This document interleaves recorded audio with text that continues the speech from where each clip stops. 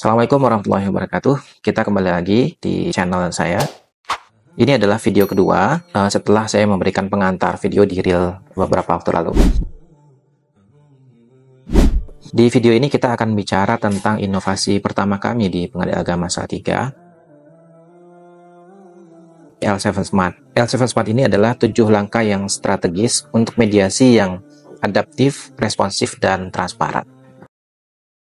Kenapa ini kami jadikan sebagai inovasi? Karena hasil pengamatan dan hasil pemikiran kami yang kami lihat dari fenomena mediasi di pengadilan, sebagaimana yang diatur di dalam Peraturan Mahkamah Agung Nomor 1 Tahun 2016 tentang prosedur mediasi di pengadilan, itu menyebutkan bahwa setiap para pihak yang hadir ke pengadilan, lalu para pihaknya hadir secara lengkap, penggugat dan tergugat, itu wajib dilaksanakan mediasi.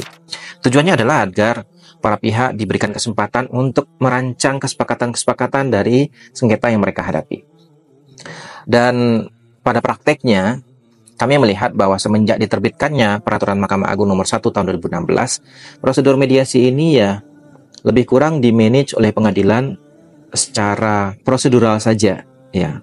Belum memperhatikan substansi dari adanya Peraturan Mahkamah Agung itu, terutama di beberapa bagian, yang kemudian beberapa bagian ini kami olah menjadi sebuah inovasi dan lahirlah L7 Smart. Kita bicara tentang informasi mediasi pertama ya. Jadi L7 Smart ini mencakup 7 langkah. Nah, ini langkah pertama yang para pihak yang datang ke pengadilan itu rata-rata tidak disajikan data mediator yang lengkap.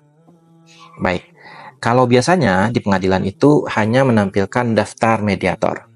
Ya, syukur-syukur sudah ditampilkan fotonya ya.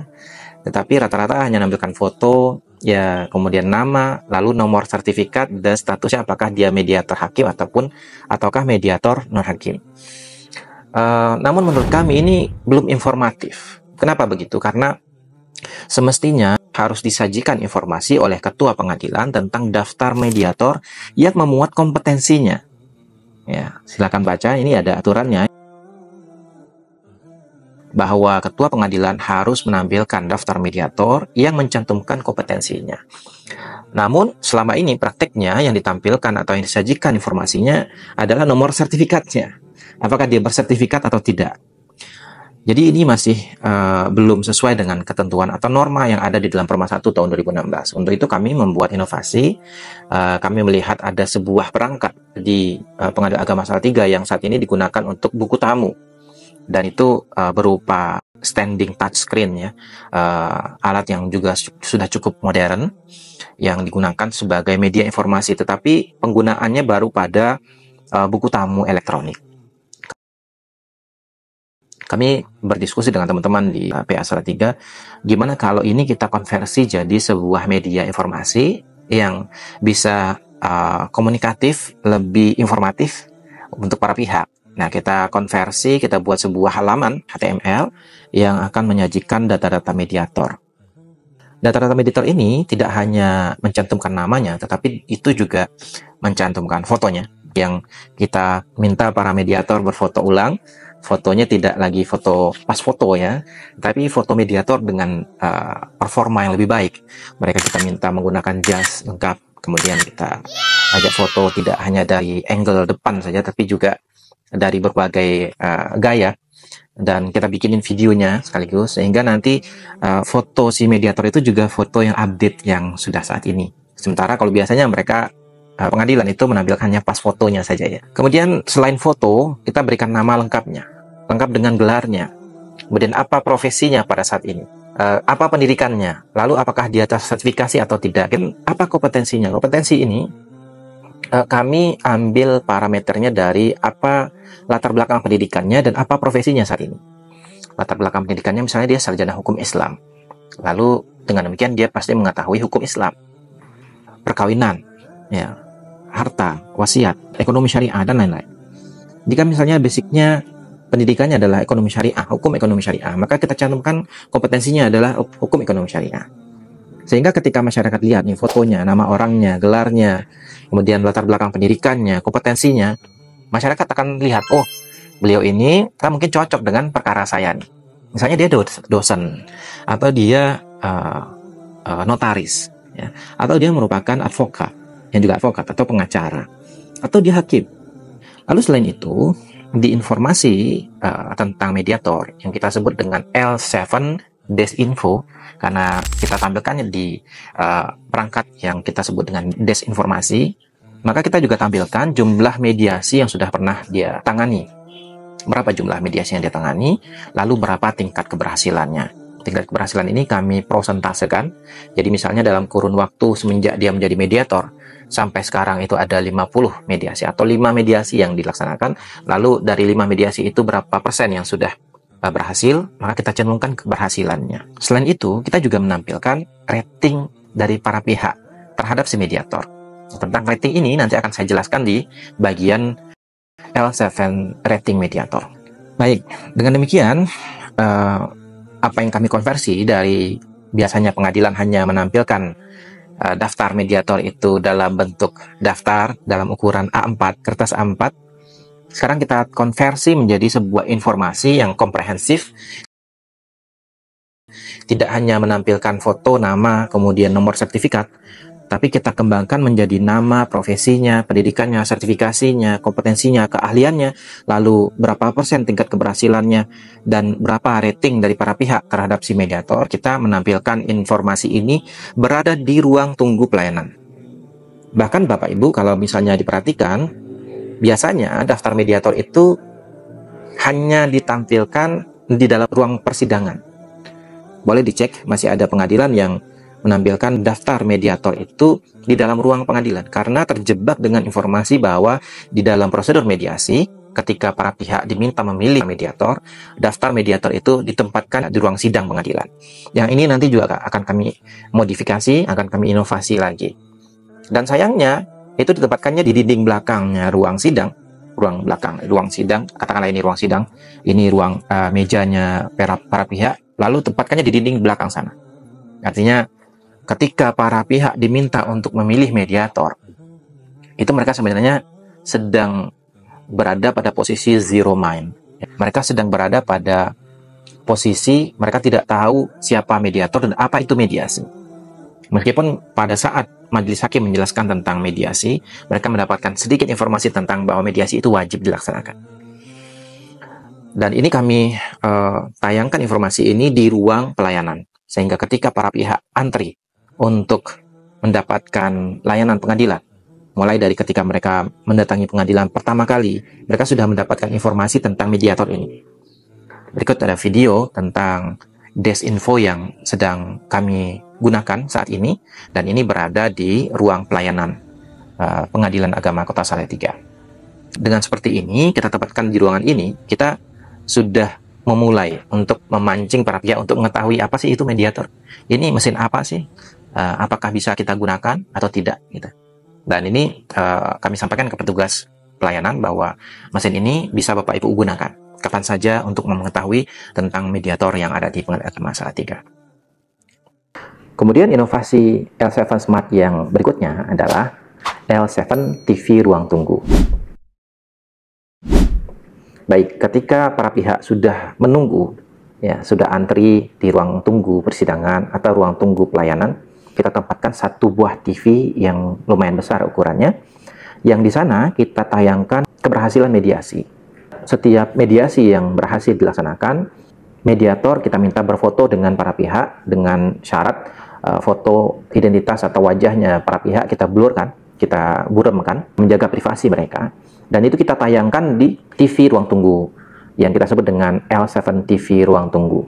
Tujuan dari menayangkan keberhasilan ini adalah agar para pihak yang melihat tayangan tersebut itu bisa terpancing untuk mengetahui apa yang dimaksud dengan keberhasilan mediasi. Bapak Ibu, ketika kita dipancing untuk mengetahui suatu informasi berupa grafik, berupa foto, berupa narasi-narasi yang menjelaskan bahwa mediasi untuk perkara ini berhasil sebagian, ini dicabut, ini berhasil sepenuhnya, dan seterusnya, ditayangkan fotonya, itu akan memancing minat para pihak masyarakat yang datang, yang sedang menunggu pelayanan, untuk mengetahui apa ya itu mediasi. Karena yakin masyarakat yang datang ke pengadilan itu tidak seluruhnya mengetahui tentang apa sih itu mediasi, dan apa manfaatnya, lalu apa keuntungannya untuk saya, dan kenapa harus laksanakan mediasi. Sehingga dengan kami menampilkan ada foto-foto keberhasilan mediator dalam memediasi, lalu ada quote-quote yang ditampilkan di dalam tayangan tersebut tentang bahwa mediasi itu adalah jalan terbaik, bahwa mediasi itu merupakan solusi yang ditawarkan oleh agama, oleh negara untuk penyelesaian sengketa yang lebih adil, lebih transparan, lebih memihak kepada para pihak. Maka ini akan memancing keingintahuan masyarakat tentang mediasi tersebut. Dan ini harapannya ketika para pihak selagi nunggu di ruang tunggu persidangan atau ruang tunggu pelayanan ingin mengetahui tentang apa sih itu mediasi. Dan kami tayangkan di media sosial dan kita siapkan satu khusus akun Instagram tentang mediasi ini, sehingga nanti informasi-informasi tentang mediasi itu bisa berkumpul di satu channel, di satu akun ya. Dan dari situ kami juga bisa memantau updating datanya dari petugas. Kalau untuk yang publik kita gunakan Instagram, untuk yang di ruang tunggu yang sudah menjadi customernya pengadilan pada saat itu mereka bisa langsung melihat informasi tentang keberhasilan mediasi itu di TV ruang tunggu, yaitu di L7 TV ruang tunggu.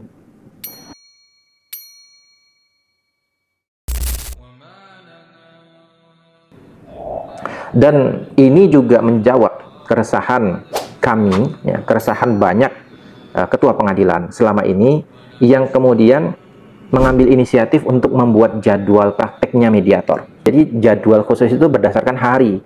Jadi seolah-olah mereka praktek di hari itu. Katakan saja 5 mediator non-hakim. Jadi si A di hari Senin, B hari Selasa, C di hari Rabu, D hari Kamis, E di hari Jumat. Sehingga nanti ketika ada proses mediasi yang harus dilaksanakan di hari Senin, itu pasti yang ditunjuk oleh majelis hakim adalah si A. Itu sebabnya kenapa pemilihan mediator di pengadilan itu memang lebih ditekankan dipilih oleh majelis hakimnya, bukan dipilih oleh para pihak, dan ini menyimpangi peraturan Mahkamah Agung. Dipilih oleh majelis hakim, itu tingkat keberhasilannya akan lebih kecil dibandingkan mediator itu dipilih oleh para pihak. Kenapa begitu? Karena seperti kita bisa ilustrasikan, misalnya kita berada di suatu tempat yang baru, kemudian kita mengalami suatu penyakit. Lalu kita akan cari dong dokter yang terdekat di situ, yang dikenal, yang mungkin oleh masyarakat. Tentunya kita tanya ke teman-teman kita lihat profilnya, atau men-searching di dokter. Dan ini yang kami lakukan dengan menempatkan L7 Desk Info di ruang tunggu layanan dan L7 TV Mediator di ruang tunggu. Agar masyarakat tahu tuh informasi tentang mediator yang berhasil, mediator yang punya rating bagus, mediator yang punya latar belakangnya begini, penampilannya begitu ya. Kemudian kita baca tuh reviewnya, ratingnya. Oh, dokter ini pernah marah-marah seperti itu ya. Atau dokternya ramah, dokternya sopan, dokternya rapi, bersih, komunikatif, dan lain-lainnya. Dan itulah yang ingin kami lakukan untuk mediator.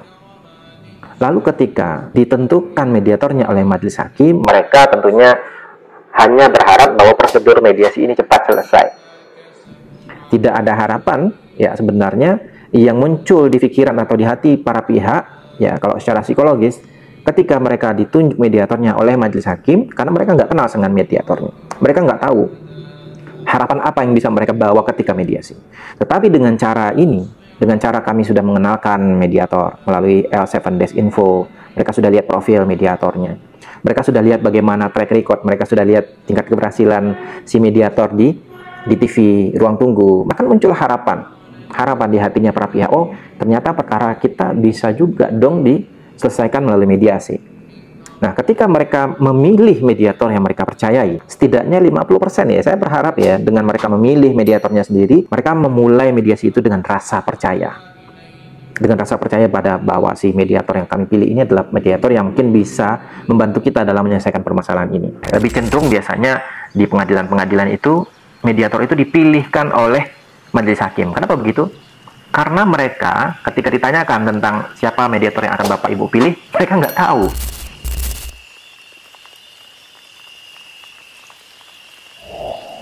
Brand inovasi berikutnya adalah L7 TV Ruang Sidang. Kembali kami menyajikan informasi tentang foto mediator, lalu apakah dia mediator hakim ataukah mediator non-hakim. Ketika para pihak masuk ke ruang sidang, ini sekali lagi untuk memancing keinginan para pihak untuk memilih mediator. Ketika mereka disuruh memilih mediator, mereka sudah punya bayangan, sudah punya tokoh, sudah punya sosok, sudah punya gambaran siapa sih yang akan mereka pilih. Gitu. Nah, hal kunci juga adalah bahwa ketika para pihak berada di ruang tunggu atau mereka berada di ruang pelayanan pengadilan, para pihak juga kami minta untuk mengetahui profil si mediator melalui petugas antrian sidang. Mereka tinggal memilih, ya, tinggal mungkin mereka sudah punya profil. Jadi di prosedur mediasi itu kesempatan pertama untuk memilih siapa yang akan menjadi mediator itu adalah kesempatan yang diberikan kepada para pihak. Jadi bukan dipilihkan oleh majelis hakim yang selama ini dilaksanakan. Lebih cenderung biasanya di pengadilan-pengadilan itu mediator itu dipilihkan oleh majelis hakim. Kenapa begitu? Karena mereka ketika ditanyakan tentang siapa mediator yang akan Bapak Ibu pilih, mereka nggak tahu. Ya, itu penyebabnya karena mereka nggak disajikan data profil mediator, nggak disajikan tentang apa itu mediasi. Ya, kalaupun ada mungkin di banner, ya mungkin terbatas informasinya. Mereka nggak tahu bahwa mediasi itu bisa berhasil. Lalu mereka tidak lihat data konkretnya. Apakah memang betul di pengadilan ini ada mediasi-mediasi yang berhasil? Nah, itu yang kita jawab dengan adanya L7 Desinfo dan L7 TV Ruang Tunggu.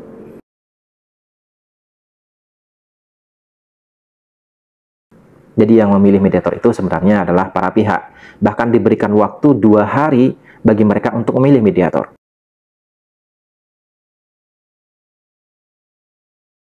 Para pihak bisa memilih 2 orang mediator sekaligus atau beberapa orang mediator. Tujuannya apa? Agar nanti mediasinya bisa lebih komprehensif. Komprehensif maksudnya gimana? Katakanlah misalnya para pihaknya jumlahnya banyak atau objek sengketanya sangat banyak. Ini akan komprehensif mediasinya jika dilaksanakan oleh seorang mediator utama dan co-mediator. Sehingga mereka bisa bagi tuh tugasnya untuk memediasi. Mulai dari merancang jadwalnya, kemudian dan hal-hal lain yang dilaksanakan oleh mediator dalam prosedur mediasi. Dan kami sudah pernah mempraktikkan ini di waktu di Pengadilan Agama Cilegon sebelumnya. Saya pernah menjadi komediatornya almarhum Mbak Nur. Dan untuk itulah maksudnya agar para pihak itu harus mengetahui atau mengenal siapa mediator yang mereka pilih. Dan mediator yang terpilih dalam perkara itu adalah pilihan para pihak, bukan pilihan dari majelis hakim.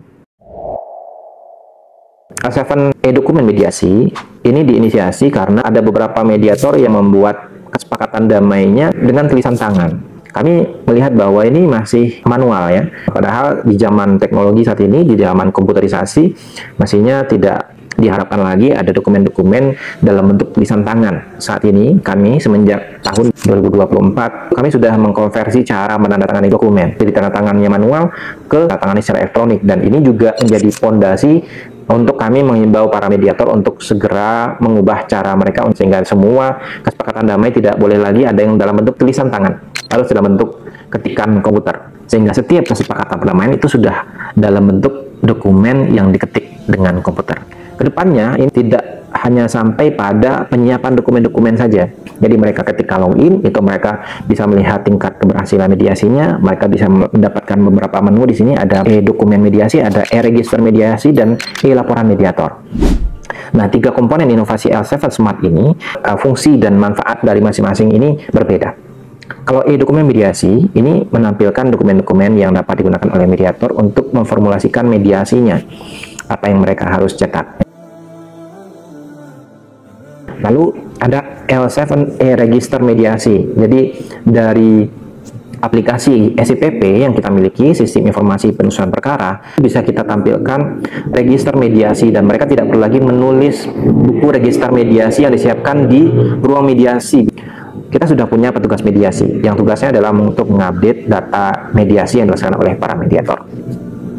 Dan di aplikasi internal ini juga sudah kami siapkan laporan mediator. Jadi ketika para mediator selesai melaksanakan mediasinya, mereka juga sudah bisa mencetak laporannya dari aplikasi ini.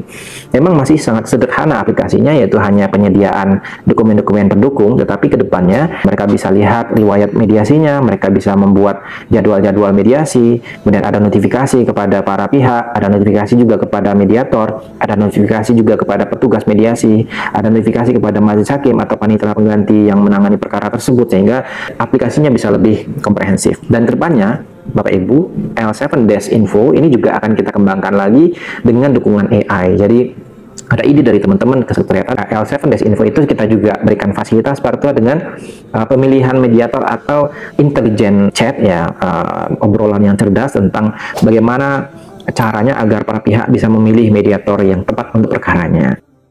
Maka kesimpulan saya hanya satu, bahwa kami ingin mentransformasi cara mediasi di pengadilan dari yang selama ini mungkin belum optimal. Dengan dukungan teknologi informasi kita ingin mengoptimalkan mediasi di pengadilan. Selain itu saya juga ingin menginformasikan bahwa semenjak L7 Smart di launching, diresmikan, kita laksanakan, tingkat keberhasilan mediasi di Pengadilan Agama Kota Salatiga meningkat drastis.